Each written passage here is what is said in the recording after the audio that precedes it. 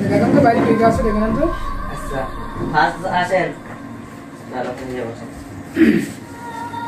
আসসালামু আলাইকুম। ওয়ালাইকুম আসসালাম। বসেন। বসে সেলিম সাহেব সার্টিফিকেট ভালো দেখতেছি, আপনি দেখতে থাকেন, আমি কথা বলছি। ঠিক আছে আপনি কিছু প্রশ্ন করতে পারেন। আপনার নাম কি? আমার নাম আরিফুল ইসলাম সাকিব। আপনার নাম আরিফুল ইসলাম সাকিব। আচ্ছা ঠিক আছে, সুন্দর নাম। তো আপনি বলতে পারেন বাংলাদেশ কবে স্বাধীন হয়? বাংলাদেশ হলো 1952 সালে, কিন্তু হতে হতে 1971 সালে হয়েছিল। ব্রিলিয়ান্ট, হ্যাঁ গুড অ্যান্সার স্যার। আপনার উত্তর আমাদের খুবই পছন্দ হয়েছে। আপনাকে মানে লাস্ট এবং খুব সুন্দর একটা প্রশ্ন করবো আমরা। বর্তমান সময়কে মানে বলতে গেলে আপনার অ্যান্সারটা খুব সুন্দরভাবে আপনি দিতে পারবেন আশা করতেছি। আপনি বলুন তো 1952 সালে ভাষা আন্দোলনে শহীদ হয়েছিল কারা কারা? জীবন দিয়েছে তো অনেকজন, সেখান থেকে কিছু নাম বলছে, রফিক, শহীদ, জব্বার আর ইত্যাদি ইত্যাদি। সুন্দর সুন্দর Good answer, sir. answer। ঠিক আছে সাকিব, আপনার অ্যান্সারে আমরা অনেক খুশি হয়েছি। পরবর্তীতে আপনাকে ডেকে নেওয়া হবে, আপনি এখন আসতে পারেন। আচ্ছা আপনি দিতে আসসালামু আলাইকুম।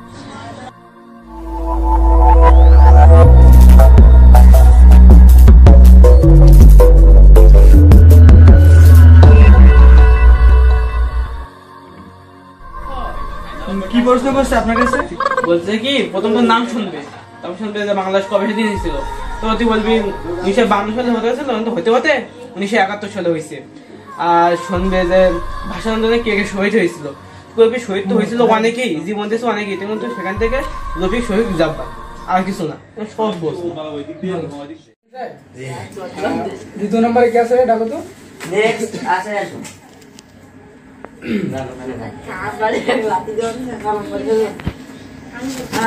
আসসালামু আলাইকুম। ওয়ালাইকুম আসসালাম।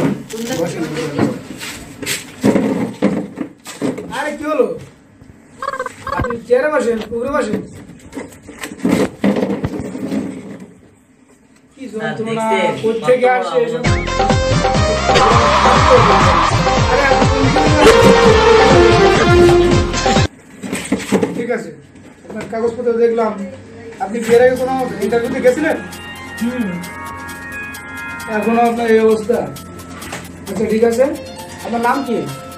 মোহাম্মদ রাকিবুল। মোহাম্মদ রাকিবুল ইসলাম রাকিব। আচ্ছা, আপনার জন্ম তারিখ কত সালে? আমার কথা ছিল 52 সালে, হতে হতে 71 সাল চলে গেছে, 71 সালে হয়েছে। দেখতে জন্ম হওয়ার কথা ছিল 1971 সালে জন্ম হয়েছে। স্যার এ তো মহাপুরুষ। বীর পুরুষ বলে চলে বাবা, আমাকে দেশে কি এমনও দেখতে আছে না, ভালো স্টুডেন্ট এমন হতেও পারে। আচ্ছা রাকিব ইসলাম, আপনার পিতার নাম কি বলবেন? আমার পিতার নাম তো অনেকেই আছে, রফিক, শফিক, জব্বার, বরকত।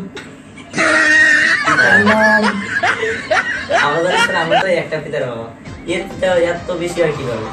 পিতার নাম নাকি অনেকে আছে, শুনছেন তাই? দেখেন ভাইবা বলে আসছে, তার পিতার নাম নাকি অনেকে আছে। সমস্যা নেই। তো সেলিম রাকিব সাহেব, আপনাকে আমরা পরে ডেকে দিচ্ছি, আপনি এখন আসেন তাহলে। আসসালামু আলাইকুম। বসেন। ওয়ালাইকুম আসসালাম। আপনার নাম কি? আমার নাম শাহিন আলম। আপনার নাম শাহিন আলম, তাই তো? ইয়েস। আচ্ছা সেলিম সাহেব, জি স্যার। সার্টিফিকেটের অবস্থা তো খুবই খারাপ দেখতেছি, বিসি পাইছে। আচ্ছা দেখি কিছু কোশ্চেন করে দেখা যাক কেমন ছাত্র। সার্টিফিকেট দিয়ে তো প্রশ্ন মানে করা যায় না। আচ্ছা শাহিন সাহেব, জি। বলুন তো বাংলাদেশের কয়টা বিভাগ? ওই দুই একটা হবে। সেলিম সাহেব দেখছেন? দেখছেন? ওই দুই একটা। আমাদের বিভাগ 7টা 8টা হয়ে গেছে, এখন নতুন করে আর এখনো বলে। আচ্ছা গ্রামের খ্যাতেরা তো এটা জানে স্যার। কি যে লেখাপড়া, বাংলাদেশের যে কি অবস্থা, আজকে ছাত্ররা ভাই বোনকে এসে বলতেছে বাংলাদেশের দুই একটা বিভাগ। আচ্ছা যাই হোক, শাহিন সাহেব আপনি বলবেন বাংলাদেশের আয়তন কত? ওই 2-1 কিলোমিটার হবে।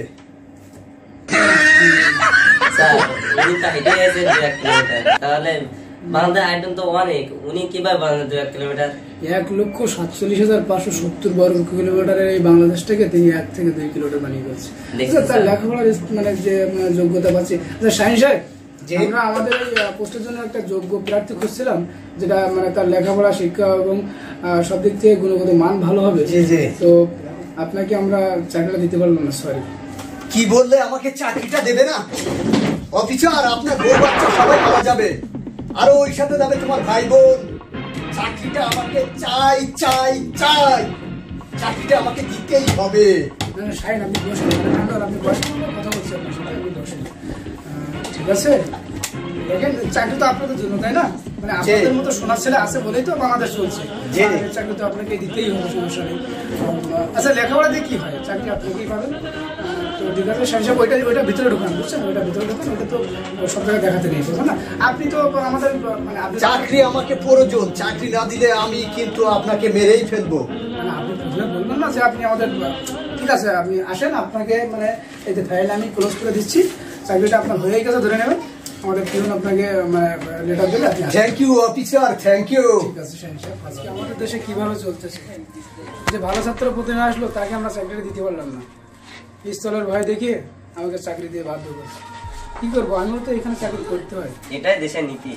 সেলিম সাহেব আর বলবেন না, খারাপ লাগে তখনই, বুঝছেন, যখন মাত্র 15,000 টাকা বেতনের চাকরি দেওয়ার জন্য আমি এখানে বসি, অথচ 2 লক্ষ টাকা তার কাছ থেকে ঘুষ চাই।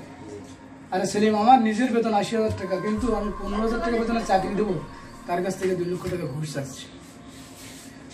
তো আমি আমার দর্শক শ্রোতা মন্ডলীদের উপলক্ষে 2টা কথা বলবো।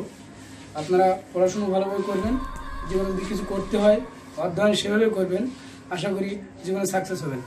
একটা কথা মনে রাখবেন, যদি লক্ষ্য থাকে অটুট, আশা থেকে মনে হবে লক্ষ্য যায়, কোনো এক সুখ নেই।